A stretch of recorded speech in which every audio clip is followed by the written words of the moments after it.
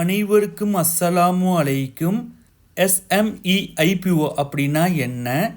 Main board ஐபிஓக்கும் SME ஐபிஓக்கும் உள்ள கீ ஃபேக்டர்ஸ் என்ன? எஸ்எம்இ ஐபிஓவில் ஏன் இன்வெஸ்ட்மெண்ட் செய்யக்கூடாது? அதில் உள்ள டிஸ்அட்வான்டேஜஸ் என்ன? எஸ்எம்இ ஐபிஓ பற்றிய ஃபுல் டீட்டெயில்ஸாக பார்க்கலாம்.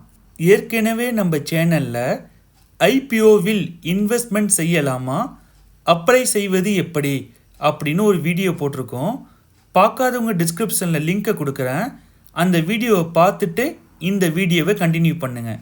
அந்த ஐபிஓ வீடியோ பார்த்துட்டு சில வியூவர்ஸ் என்ன கேட்டாங்கன்னாக்க, எஸ்எம்இ ஐபிஓ அப்படின்னா என்ன, அதோடைய ஃபுல் டீட்டெயில் சொல்லுங்கன்னு கேட்டிருந்தாங்க.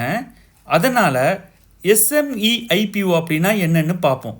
எஸ்எம்இ ஐபிஓ அப்படின்னா small and medium enterprises initial public offering அப்படின்னு சொல்கிறது.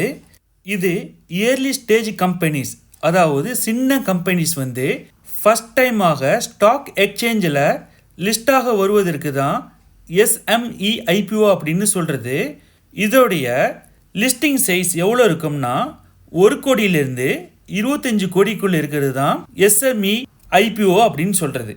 இந்த எஸ்எம்இ ஐபிஓவில் எப்படி இன்வெஸ்ட் பண்ணுறது அப்படின்னா, நம்ம மெயின் போர்டு ஐபிஓவில் எப்படி இன்வெஸ்ட்மெண்ட் பண்ணுவோமோ அதே ஸ்ட்ராட்டஜி தான் நம்ம ஸ்டாக் புரோக்கர் மூலமாக நம்ம ஐபிஓவில் இதில் இன்வெஸ்ட்மெண்ட் பண்ணலாம். மெயின் போர்டு ஐபிஓக்கும் எஸ்எம்இ ஐபிஓக்கும் உள்ள கீ ஃபேக்டர்ஸ் என்னங்கிறத விரிவாக பார்ப்போம்.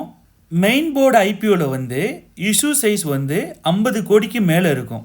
எஸ்எம்இ ஐபிஓவில் இஷ்யூ சைஸ் 1 கோடியிலேருந்து 25 கோடிக்குள்ளே இருக்கணும்.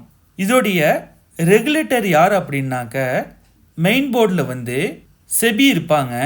எஸ்எம்இ ஐபிஓவில் NSE or BSE stock exchange இதோடைய ரெகுலேட்டராகவும் இருக்கிறாங்க.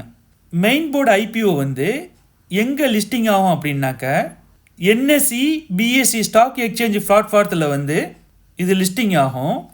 எஸ்எம்இ ஐபிஓ என்எஸ்இ எஸ்எம்இ அல்லது பிஎஸ்இ எஸ்எம்இ எந்த எக்ஸ்சேஞ்சில் ஐபிஓ அப்ளை பண்ணுறாங்களோ அந்த எக்ஸ்சேஞ்சில், அதாவது என்எஸ்சி எமர்ஜ் அல்லது பிஎஸ்சி எமர்ஜ் பிளாட்ஃபார்த்தில் தான் அது லிஸ்டிங் ஆகும். மெயின் போர்டு ஐபிஓ லிஸ்ட் ஆனதுக்கப்புறம் ஸ்டாக் எக்ஸ்சேஞ்சில் மினிமமாக ஒரு ஷேரை கூட நம்ம ட்ரேடிங் பண்ண முடியும். எஸ்எம்இ ஐபிஓவில் 1 ஷேர் 2 ஷேர்னு வாங்க முடியாது. லாட்டு சைஸில் தான் நம்ம ட்ரேடிங் பண்ண முடியும். மெயின் போர்டு ஐபிஓவில் ரீட்டைலரான நம்ம மினிமம் இன்வெஸ்ட்மெண்ட் 15,000. அதற்கு மேலே எவ்வளோ வேணாலும் இன்வெஸ்ட்மெண்ட் பண்ணலாம்.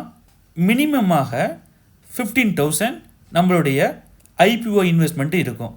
எஸ்எம்இ ஐபிஓவில் மினிமம் இன்வெஸ்ட்மெண்ட் 1 லட்சம். அதுக்கு மேலே எவ்வளோ வேணாலும் நம்ம இன்வெஸ்ட்மெண்ட் பண்ணலாம். நம்மளை போல் ரீட்டைலர்ஸ் மினிமமாக 1 லட்சம் இந்த ஐபிஓவில் இன்வெஸ்ட்மெண்ட் பண்ணுறது கொஞ்சம் சிரமமாக இருக்கும்.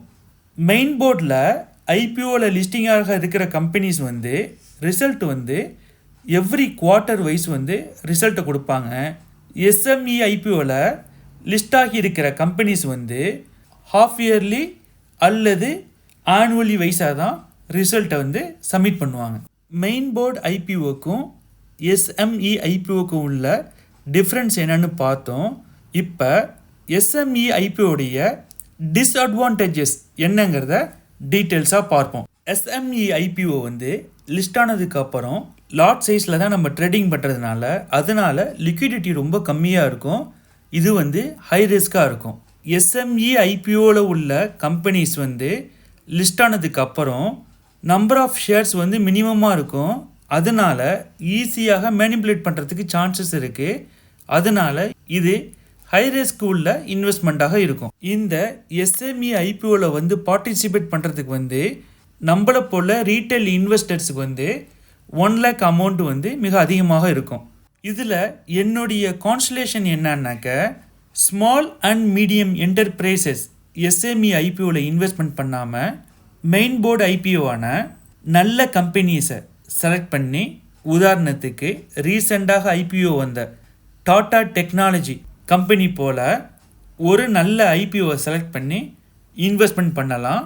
அல்லது ஏற்கனவே லிஸ்ட் ஆகி இருக்கக்கூடிய ஷரியா கம்ப்ளைண்ட் ஸ்டாக் வந்து கிட்டத்தட்ட 1475 ஸ்டாக்ஸ் இருக்குது. அதில் நல்ல ஸ்டாக்கை தேர்ந்தெடுத்து நீங்கள் அதுலேயே இன்வெஸ்ட்மெண்ட் பண்ணலாம். இந்த பார்ட்டில் வந்து எஸ்எம்இ ஐபிஓ அப்படின்னா என்ன, அதோடைய ஃபுல் டீட்டெயில்ஸை வந்து இது எஜுகேஷனல் பர்பஸுக்காக வியூவர்ஸான உங்களுக்கு எக்ஸ்பிளைன் பண்ணியிருக்கோம். இதில் இன்வெஸ்ட்மெண்ட் பண்ணாமல் நல்ல ஐபிஓவை செலக்ட் பண்ணி இன்வெஸ்ட்மெண்ட் பண்ணுங்கள். இதுவரையும் பார்த்ததில்ல ஏதாவது டவுட் இருந்தால் கமெண்ட் பாக்ஸில் கேளுங்க. அஸ்ஸலாமு அலைக்கும்.